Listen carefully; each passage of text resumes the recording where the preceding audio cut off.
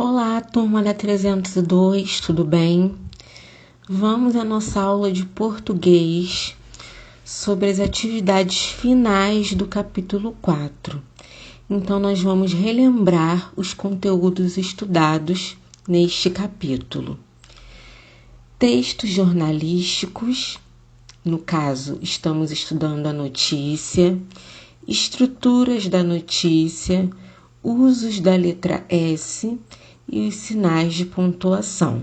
Vamos começar. Textos jornalísticos. Mas alguém lembra? Basicamente, os textos jornalísticos são todos aqueles que estão veiculados aos jornais, sites e revistas, além dos programas de notícias da televisão e também do rádio.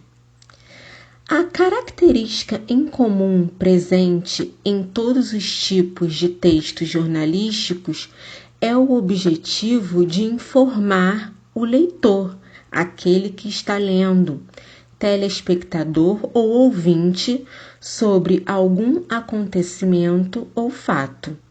No nosso caso, nós começamos a estudar a notícia como primeiro texto jornalístico. Agora, vamos observar a primeira página de um jornal. Ela contém informações importantes, como vimos nas outras aulas.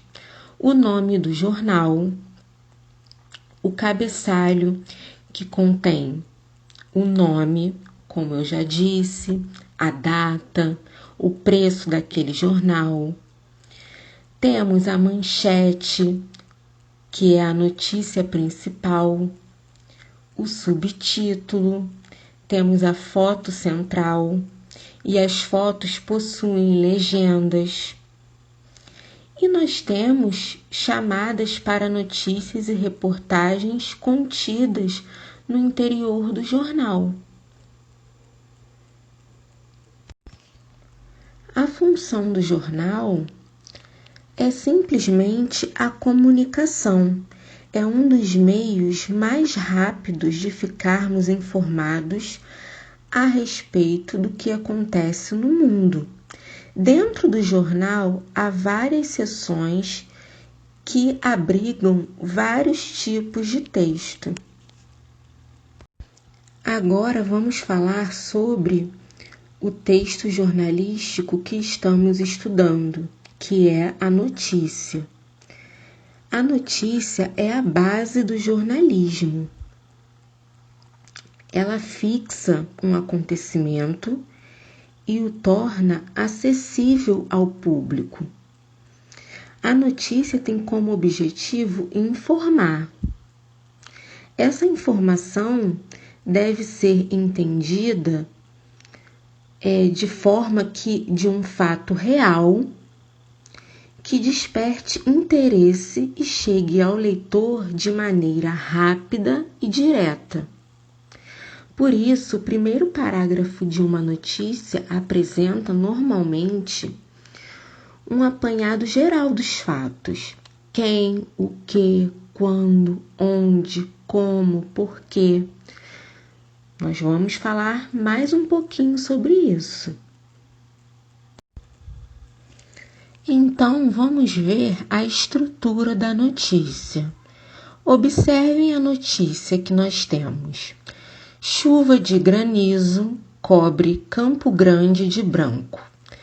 Forte calor associado à alta umidade do ar provoca um fenômeno no bairro da Zona Oeste, que durou meia hora. Hoje à tarde deve voltar a chover na cidade. Então vamos ver as estruturas, as partes que estudamos da notícia. Então, primeiramente, nós temos o título. Encontra-se no início, destacado com letras maiores e de cor diferente. Deve ser breve, atrativo e esclarecer o assunto. Também podemos chamar de manchete, que é aquela notícia principal. Nós temos o subtítulo, que surge depois do título. Ele serve para complementar o título. E nós temos também o lead. Corresponde ao primeiro parágrafo e deve responder às seguintes questões: quem, o que, quando, onde. O corpo da notícia, que está aparecendo aí para vocês, também pode ser denominado de lead. Porque um lead pode corresponder ao primeiro parágrafo e às vezes também ao segundo parágrafo da notícia. Então, o corpo da notícia, o lead, desenvolve o assunto, tenta responder às seguintes questões: como, porquê, quais as consequências, quais as fontes da notícia. Tudo bem, meus amores? Vamos continuar. Características de um bom lead jornalístico.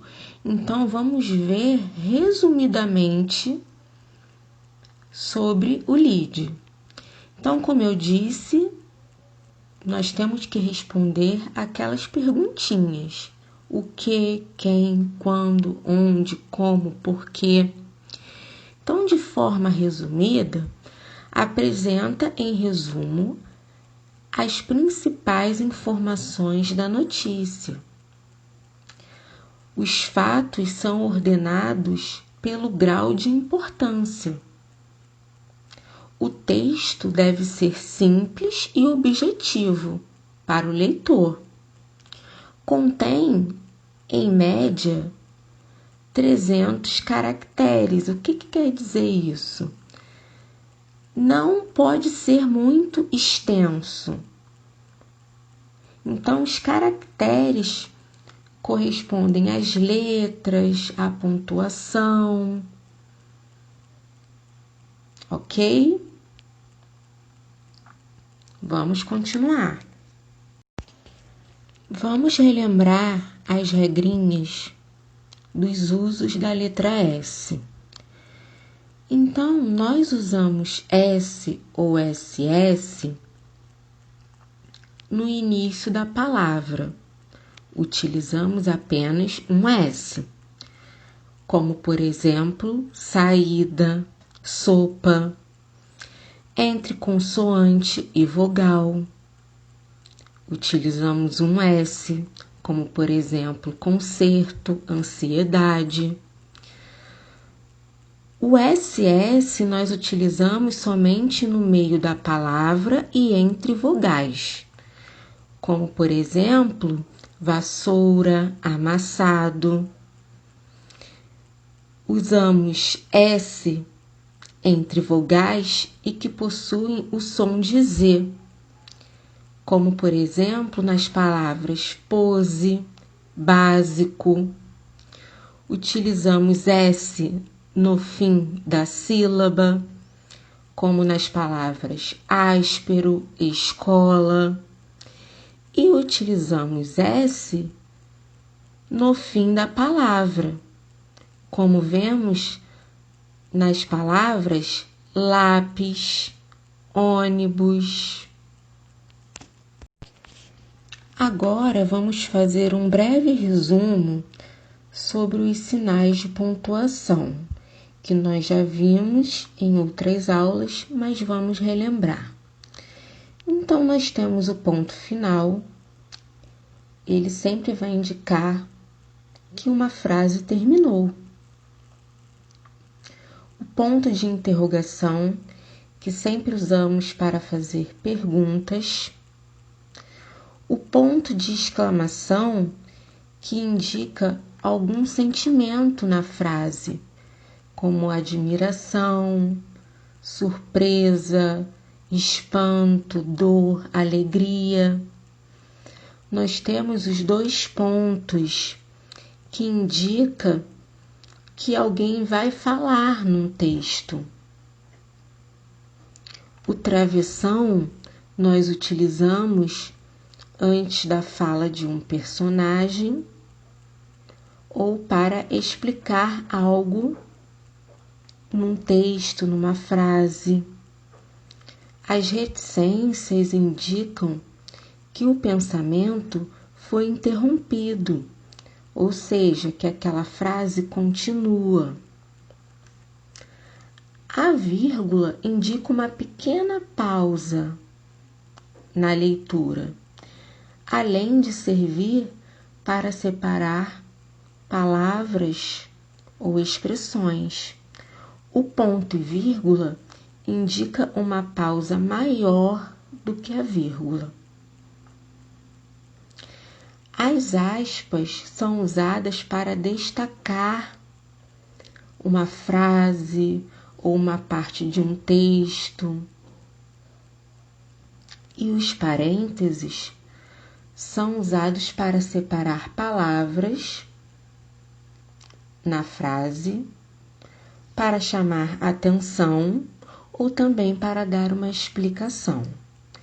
Eles são muito importantes para nós construirmos frases, textos. A pontuação dá sentido às frases e aos textos. Então, nós encerramos a nossa revisão do capítulo 4. Façam as atividades finais com calma e qualquer dúvida pode me perguntar que eu estou à disposição. Bons estudos e até a próxima aula.